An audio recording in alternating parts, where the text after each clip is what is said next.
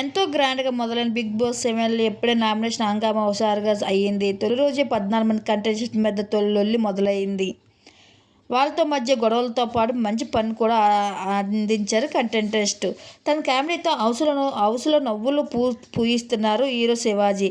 Tasty Teja పెద్దాయన అంటూ hero శివాజీని పిలిచాడు. ఈ క్రమంలో శివాజీ ఫైర్ అవుతున్నట్లు కనిపించాడు. ఎవర్రా నీకు పెద్దాయన అంటూ తేజాన్ని ఎదిరించి ప్రశ్నించాడు.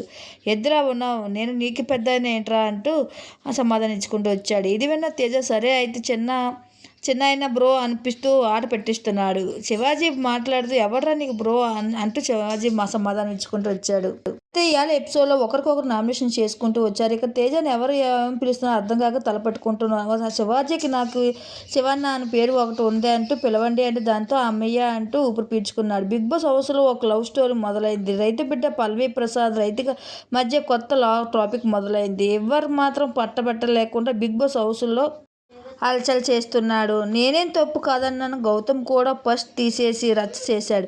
శోభా శెట్టి రతిక మధ్య గాలివాన మొదలైంది. ఇలా సందడిగా సాగుతున్న హౌస్లో నామినేషన్ ప్రక్రియలో బిగ్ బాస్ కలహం రేపాడు. ముందుగా శివాజీని పిలిచి హౌస్లో ఉండడానికి అర్హత లేని ఇద్దరు పేర్లు చెప్పమంటూ బిగ్ బాస్ కోరగా దానికి దామిని గౌతమి అంటూ శివాజీ తెలిపాడు. కాగా శివాజీ చెప్పిన కారణాలతో బిగ్ బాస్ ఏకీభవించలేదు. ఆ తర్వాత రతిక పల్లవి ప్రశాంత్ను ప్రియాంక జైన్ నామినేషన్లో చేసింది. ఇలా మొత్తానికి తొలి రోజు నామినేషన్లో కాస్త బిగ్ బాస్ కంటెస్టెంట్స్ మీద హిట్ పనిచేశాడని చెప్పవచ్చు.